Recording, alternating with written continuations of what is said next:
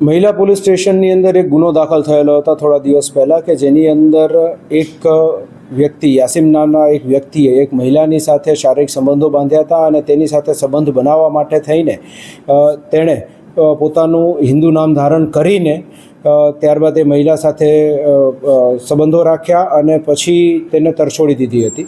તો આ પ્રમાણેની એક ફરિયાદ દાખલ થયેલી હતી. આ ફરિયાદની ગંભીરતાને ધ્યાને રાખી ક્રાઇમ બ્રાન્ચ દ્વારા પણ આની અંદર તપાસમાં ઝંપલાવવામાં આવ્યું હતું અને તે તપાસની અંદર એવું ધ્યાન પર આવ્યું કે જે આરોપીનું નામ છે તે આરોપી અગાઉ અનેક ગુનાઓમાં સપડાઈ ચૂક્યો છે અને તેની ઉપર ગુસ્સી ટોકની કલમો પણ લાગેલી છે. તાત્કાલિક ટીમો દ્વારા આરોપીને ટ્રેસ કરવામાં આવ્યો અને એને ધરપકડ કરી અત્યારે મહિલા પોલીસ સ્ટેશનને સોંપવામાં આવેલ છે. એ લોકો વચ્ચે સંબંધ અનેક વર્ષોથી હતો, પરંતુ તેની અંદર જે છે એ સંબંધની અંદર સૌપ્રથમ તો બેન જે છે તેણે જે નામ ધારણ કર્યું હતું એ વ્યક્તિની સાથે એણે રિલેશનશિપ રાખ્યા હતા. આ તો પછી એને ખબર પડી કે આ વ્યક્તિ ખરેખર જે એણે કહ્યું છે એ પ્રમાણે નથી પણ મુસ્લિમ છે.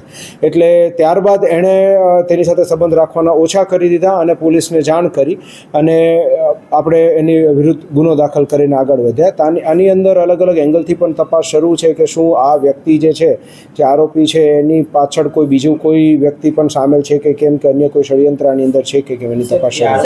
આરોપી પરણિત છે. એ હાલ તપાસ શરૂ છે. હજી સુધી એવું કોઈ અમારા ધ્યાન પર આવ્યું નથી.